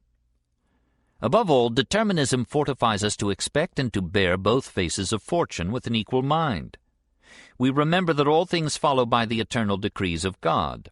Perhaps even it will teach us the intellectual love of God, whereby we shall accept the laws of nature gladly and find our fulfillment within her limitations. He who sees all things as determined cannot complain, though he may resist, for he perceives things under a certain species of eternity, and he understands that his mischances are not chances in the total scheme, that they find some justification in the eternal sequence and structure of the world. So minded, he rises from the fitful pleasures of passion to the high serenity of contemplation, which sees all things as part of an eternal order and development. He learns to smile in the face of the inevitable, and, whether he comes into his own now or in 1,000 years, he sits content. He learns the old lesson that God is no capricious personality absorbed in the private affairs of his devotees, but the invariable sustaining order of the universe. Plato words the same conception beautifully in the Republic. He whose mind is fixed upon true being has no time to look down upon the little affairs of men, or to be filled with jealousy and enmity in the struggle against them. His eye is ever directed towards fixed and immutable principles, which he sees neither injuring nor injured by one another, but all in order moving according to reason. These he imitates, and to these he would, as far as he can, conform himself. That which is necessary, says Nietzsche, does not offend me. Amor fati, love of fate, is the core of my nature. Or Keats, to bear all naked truths, and to envisage circumstance all calm, that is the top of sovereignty. Such a philosophy teaches us to say yea to life, and even to death. A free man thinks of nothing less than of death, and his wisdom is a meditation not on death, but on life. It calms our fretted egos with its large perspective. It reconciles us to the limitations within which our purposes must be circumscribed. It may lead to resignation and an orientally supine passivity, but it is also the indispensable basis of all wisdom and all strength. Religion and immortality. After all, as we perceive, Spinoza's philosophy was an attempt to love even a world in which he was outcast and alone. Again, like Job, he typified his people, and asked how it could be that even the just man, like the chosen people, should suffer persecution and exile and every desolation. For a time, the conception of the world as a process of impersonal and invariable law soothed and sufficed him. But in the end, his essentially religious spirit turned this mute process into something almost lovable. He tried to merge his own desires with the universal order of things, to become an almost indistinguishable part of nature. The greatest good is the knowledge of the union which the mind has with the whole nature. Indeed, our individual separateness is in a sense illusory. We are parts of the great stream of law and cause, parts of God. We are the flitting forms of a being greater than ourselves and endless while we die. Our bodies are cells in the body of the race. Our race is an incident in the drama of life. Our minds are the fitful flashes of an eternal light. Our mind, insofar as it understands, is an eternal mode of thinking, which is determined by another mode of thinking, and this one again by another, and so on to infinity, so that they all constitute at the time the eternal and infinite intellect of God. In this pantheistic merging of the individual with the all, the Orient speaks again. We hear the echo of Omar, who never called the one two, and of the old Hindu poem, "Know in thyself and all one self-same soul, banish the dream that sunders part from whole." Sometimes, said Thoreau, as I drift idly on Walden Pond, I cease to live and begin to be. As such parts of such a whole, we are immortal. The human mind cannot be absolutely destroyed with the human body, but there is some part of it which remains eternal. This is the part that conceives things sub specie eternitatis. The more we so conceive things, the more eternal our thought is. Spinoza is even more than usually obscure here, and after endless controversy among interpreters, his language yet speaks differently to different minds. Sometimes one imagines him to mean George Eliot's immortality by repute, whereby that which is most rational and beautiful in our thought and our lives survives us to have an almost timeless efficacy down the years. Sometimes again Spinoza seems to have in mind a personal and individual immortality, and it may be that as death loomed up so prematurely in his path, he yearned to console himself with this hope that springs eternal in the human breast. Yet he insistently differentiates eternity from everlastingness. If we pay attention to the common opinion of men, we shall see that they are conscious of the eternity of their minds, but they confuse eternity with duration, and attribute it to imagination or memory, which they believe will remain after death. But like Aristotle, Spinoza, though talking of immortality, denies the survival of personal memory. The mind can neither imagine nor recollect anything save while in the body. Nor does he believe in heavenly rewards. Those are far astray from a true estimate of virtue, who expect for their virtue, as if it were the greatest slavery, that God will adorn them with the greatest rewards, as if virtue and the serving of God were not happiness itself and the greatest liberty. Blessedness, reads the last proposition of Spinoza's book, is not the reward of virtue, but virtue itself. And perhaps in the like manner, immortality is not the reward of clear thinking, it is clear thought itself. As it carries up the past into the present and reaches out into the future, so overcoming the limits and narrowness of time, and catching the perspective that remains eternally behind the kaleidoscope of change. Such thought is immortal because every truth is permanent creation, part of the eternal acquisition of man, influencing him endlessly. With this solemn and hopeful note, the Ethics ends. Seldom has one book enclosed so much thought and fathered so much commentary while yet remaining so bloody a battleground for hostile interpretations. Its metaphysic may be faulty, its psychology imperfect, its theology unsatisfactory and obscure, but of the soul of the book, its spirit and essence, no man who has read it will speak otherwise than reverently. In the concluding paragraph, that essential spirit shines forth in simple eloquence. Thus I have completed all I wish to show concerning the power of the mind over emotions, or the freedom of the mind, from which it is clear how much a wise man is in front of, and how stronger he is than an ignorant one who is guided by lust alone. For an ignorant man, besides being agitated in many ways by external causes, never enjoys one true satisfaction of the mind. He lives, moreover, almost unconscious of himself, God, and things, and as soon as he ceases to be passive, ceases to be. On the contrary, the wise man, in so far as he is considered as such, is scarcely moved in spirit. He is conscious of himself, of God, and things, by a certain eternal necessity. He never ceases to be, and always enjoys satisfaction of mind.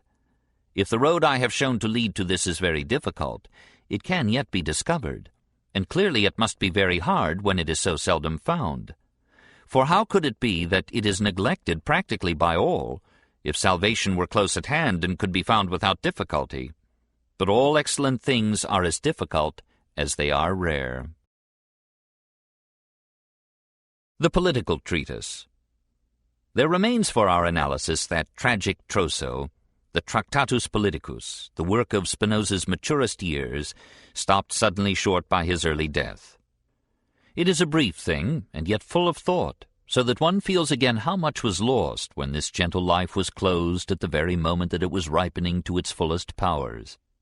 In the same generation which saw Hobbes exalting absolute monarchy and denouncing the uprising of the English people against their king almost as vigorously as Milton was defending it, Spinoza, friend of the Republican De Witts, formulated a political philosophy which expressed the liberal and democratic hopes of his day in Holland, and became one of the main sources of that stream of thought which culminated in Rousseau and the Revolution. All political philosophy, Spinoza thinks, must grow out of a distinction between the natural and the moral order, that is, between existence before and existence after the formation of organized societies. Spinoza supposes that men once lived in comparative isolation, without law or social organization. There were then, he says, no conceptions of right and wrong, justice or injustice. Might and right were one. Nothing can exist in a natural state which can be called good or bad by common assent, since every man who is in a natural state consults only his own advantage, and determines what is good or bad according to his own fancy, and in so far as he has regard for his own advantage alone, and holds himself responsible to no one save himself by any law. And therefore sin cannot be conceived in a natural state, but only in a civil state, where it is decreed by common consent what is good or bad, and each one holds himself responsible to the state. The law and ordinance of nature under which all men are born and for the most part live forbids nothing but what no one wishes or is able to do, and is not opposed to strife, hatred, anger, treachery, or in general anything that appetite suggests. We get an inkling of this law of nature, or this lawlessness of nature, by observing the behavior of states. There is no altruism among nations, for there can be law and morality only where there is an accepted organization, a common and recognized authority. The rights of states are now what the rights of individuals used to be, and still often are. That is, they are mights. And the leading states, by some forgetful honesty of diplomats, are very properly called the great powers. So it is too among species. There being no common organization, there is not among them any morality or law. Each species does to the other what it wishes and can. But among men, as mutual need begets mutual aid, this natural order of powers passes into a moral order of rights. Since fear of solitude exists in all men, because no one in solitude is strong enough to defend himself and procure the necessaries of life, it follows that men by nature tend towards social organization. To guard against danger, the force or strength of one man would hardly suffice if men did not arrange mutual aid and exchange. Men are not by nature, however, equipped for the mutual forbearance of social order, but danger begets association, which gradually nourishes and strengthens the social instincts. Men are not born for citizenship, but must be made fit for it. Most men are at heart individualistic rebels against law or custom. The social instincts are later and weaker than the individualistic and need reinforcement. Man is not good by nature, as Rousseau was so disastrously to suppose. But through association, if even merely in the family, sympathy comes, a feeling of kind, and at last of kindness. We like what is like us. We pity not only a thing we have loved, but also one which we judge similar to ourselves. Out of this comes an imitation of emotions, and finally some degree of conscience. Conscience, however, is not innate, but acquired, and varies with geography. It is the deposit in the mind of the growing individual of the moral traditions of the group. Through it, society creates for itself an ally in the heart of its enemy, the naturally individualistic soul. Gradually, in this development, it comes about that the law of individual power which obtains in a state of nature yields in organized society to the legal and moral power of the whole. Might still remains right, but the might of the whole limits the might of the individual, limits it theoretically to his rights, to such exercise of his powers as agrees with the equal freedom of others. Part of the individual's natural might or sovereignty is handed over to the organized community in return for the enlargement of the sphere of his remaining powers. We abandon, for example, the right to fly from anger to violence, and are freed from the danger of such violence from others. Law is necessary because men are subject to passions. If all men were reasonable, law would be superfluous. The perfect law would bear to individuals the same relation which perfect reason bears to passions.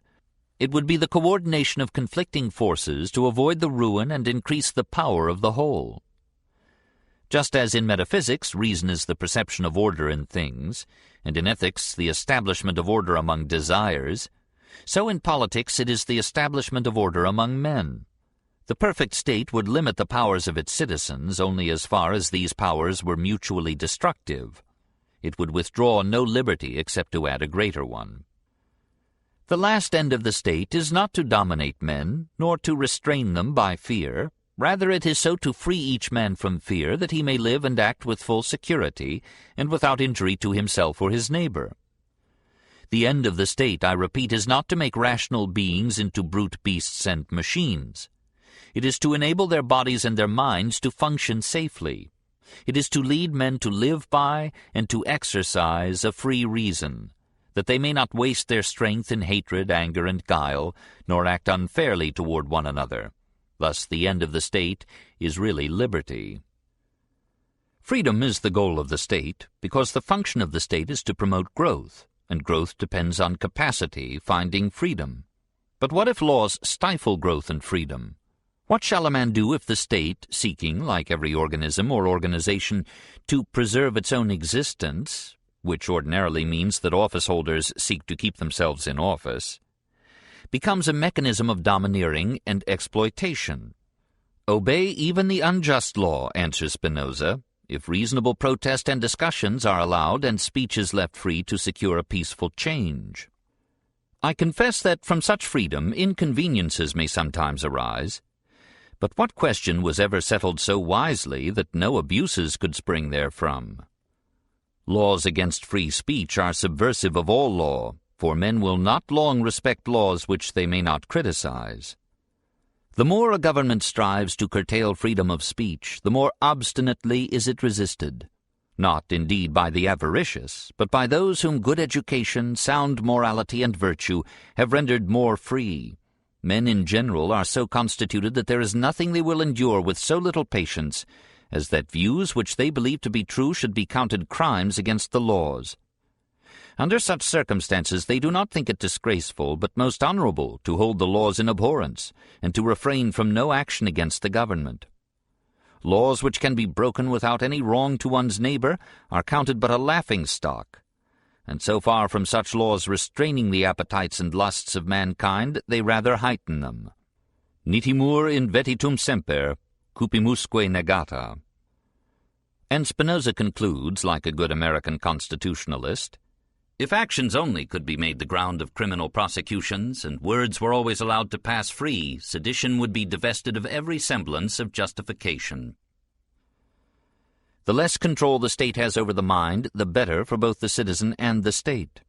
Spinoza, while recognizing the necessity of the state, distrusts it, knowing that power corrupts even the incorruptible. Was this not the name of Robespierre? And he does not look with equanimity upon the extension of its authority from the bodies and actions to the souls and thoughts of men. That would be the end of growth and the death of the group. So he disapproves of state control of education, especially in the universities. Academies that are founded at the public expense are instituted not so much to cultivate men's natural abilities as to restrain them. But in a free commonwealth, arts and sciences will be better cultivated to the full if everyone that asks leave is allowed to teach publicly, at his own cost and risk. How to find a middle way between universities controlled by the state and universities controlled by private wealth is a problem which Spinoza does not solve. Private wealth had not in his day grown to such proportions as to suggest the difficulty. His ideal apparently was higher education such as once flourished in Greece, coming not from institutions but from free individuals, sophists, who traveled from city to city and taught independently of either public or private control. These things premised, it makes no great difference what is the form of government, and Spinoza expresses only a mild preference for democracy. Any of the traditional political forms can be framed so that every man may prefer public right to private advantage. This is the task of the lawgiver. Monarchy is efficient, but oppressive and militaristic. Experience is thought to teach that it makes for peace and concord to confer the whole authority on one man. For no dominion has stood so long without any notable change as that of the Turks, and on the other hand, there were none so lasting as those which were popular or democratic, nor any in which so many seditions arose.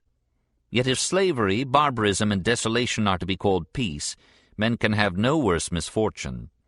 No doubt there are usually more and sharper quarrels between parents and children than between masters and slaves, yet it advances not the art of household management to change a father's right into a right of property, and count children but as slaves. Slavery, then, and not peace, is furthered by handing over the whole authority to one man. To which he adds a word on secret diplomacy. It has been the one song of those who thirst after absolute power that the interest of the state requires that its affairs should be conducted in secret. But the more such arguments disguise themselves under the mask of public welfare, the more oppressive is the slavery to which they will lead. Better that right counsels be known to enemies than that the evil secrets of tyrants should be concealed from the citizens. They who can treat secretly of the affairs of a nation have it absolutely under their authority, and as they plot against the enemy in time of war, so do they against the citizens in time of peace. Democracy is the most reasonable form of government, for in it everyone submits to the control of authority over his actions, but not over his judgment and reason, i.e., seeing that all cannot think alike, the voice of the majority has the force of law. The military basis of this democracy should be universal military service, the citizens retaining their arms during peace. Its fiscal basis should be the single tax. The defect of democracy is its tendency to put mediocrity into power, and there is no way of avoiding this except by limiting office to men of trained skill. Numbers by themselves cannot produce wisdom, and may give the best favors of office to the grossest flatterers. The fickle disposition of the multitude almost reduces those who have experience of it to despair, for it is governed solely by emotions and not by reason. Thus democratic government becomes a procession of brief-lived demagogues, and men of worth are loath to enter lists where they must be judged and rated by their inferiors. Sooner or later the more capable men rebel against such a system, though they be in a minority. Hence I think it is that democracies change into aristocracies, and those at length into monarchies. People at last prefer tyranny to chaos. Equality of power is an unstable condition. Men are by nature unequal, and he who seeks equality between unequals seeks an absurdity. Democracy has still to solve the problem of enlisting the best energies of men while giving to all alike the choice of those among the trained and fit by whom they wish to be ruled. Who knows what light the genius of Spinoza might have cast upon his pivotal problem of modern politics had he been spared to complete his work. But even that which we have of this treatise was but the first and imperfect draft of his thought. While writing the chapter on democracy, he died. The influence of Spinoza. Spinoza did not seek to found a sect, and he founded none, yet all philosophy after him is permeated with his thought. During the generation that followed his death, his name was held in abhorrence. Even Hume spoke of his hideous hypothesis. People talked of Spinoza, said Lessing, as if he were a dead dog. It was Lessing who restored him to repute. The great critics surprised Jacobi in their famous conversation in 1780 by saying that he had been a Spinozist throughout his mature life, and affirming that there is no other philosophy than that of Spinoza. His love of Spinoza had strengthened his friendship with Moses Mendelssohn, and in his great play, Not an der Weise, he poured into one mold that conception of the ideal Jew which had come to him from the living merchant and the dead philosopher. A few years later, Herder's Einige Gespräche über Spinoza's System turned the attention of liberal theologians to the ethics. Schleiermacher, leader of this school, wrote of the holy and excommunicated Spinoza, while the Catholic poet Novalis called him the God-intoxicated man. Meanwhile, Jacobi had brought Spinoza to the attention of Goethe. The great poet was converted, he tells us, at the first reading of the Ethics. It was precisely the philosophy for which his deepening soul had yearned. Henceforth it pervaded his poetry and his prose. It was here that he found the lesson, dass wir entsagen sollen, that we must accept the limitations which nature puts upon us. And it was partly by breathing the calm air of Spinoza that he rose out of the wild romanticism of Goetz and Werther to the classic poise of his later life.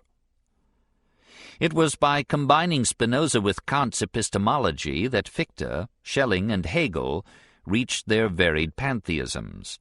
It was from conatus sese preservandi, the effort to preserve oneself, that Fichte's Ich was born, and Schopenhauer's Will to Live, and Nietzsche's Will to Power, and Bergson's Élan Vital.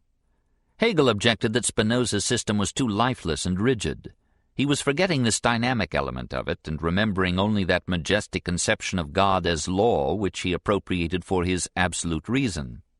But he was honest enough when he said, to be a philosopher, one must first be a Spinozist. In England, the influence of Spinoza rose on the tide of the revolutionary movement, and young rebels like Coleridge and Wordsworth talked about Spinoza, which the spy set by the government to watch them took as a reference to his own nasal facilities, with the same ardor that animated the conversation of Russian intellectuals in the halcyon days of Inarod. Coleridge filled his guests with Spinozist table talk, and Wordsworth caught something of the philosopher's thought in his famous lines about something whose dwelling is the light of setting suns, and the round ocean, and the living air, and the blue sky, and in the mind of man, a motion and a spirit which impels all thinking things, all objects of all thought, and rolls through all things. Shelley quoted the Treatise on Religion and the State in the original notes to Queen Mab, and began a translation of it for which Byron promised a preface. A fragment of this manuscript came into the hands of C.S. Middleton, who took it for a work of Shelley's own and called it schoolboy speculation too crude for publication entire. In a later and tamer age, George Eliot translated the Ethics, though she never published the translation, and one may suspect that Spencer's conception of the unknowable owes something to Spinoza through his intimacy with the novelist. There are not wanting men of eminence of the present day, says Belfort Bax, who declare that in Spinoza is contained the fullness of modern science. Perhaps so many were influenced by Spinoza because he lends himself to so many interpretations and yields new riches at every reading. All profound utterances have varied facets for diverse minds. One may say of Spinoza what Ecclesiastes said of wisdom. The first man knew him not perfectly, no more shall the last find him out. For his thoughts are more deep than the sea, and his counsels profounder than the great deep. On the second centenary of Spinoza's death, subscriptions were collected for the erection of a statue to him at The Hague. Contributions came from every corner of the educated world. Never did a monument rise upon so wide a pedestal of love. At the unveiling in 1882, Ernest Renan concluded his address with words which may fitly conclude also our chapter. Woe to him who in passing should hurl an insult at this gentle and pensive head. He would be punished, as all vulgar souls are punished, by his very vulgarity, and by his incapacity to conceive what is divine. This man, from his granite pedestal, will point out to all men the way of blessedness which he found, and ages hence the cultivated traveller, passing by this spot, will say in his heart, the truest vision ever had of God came, perhaps, here.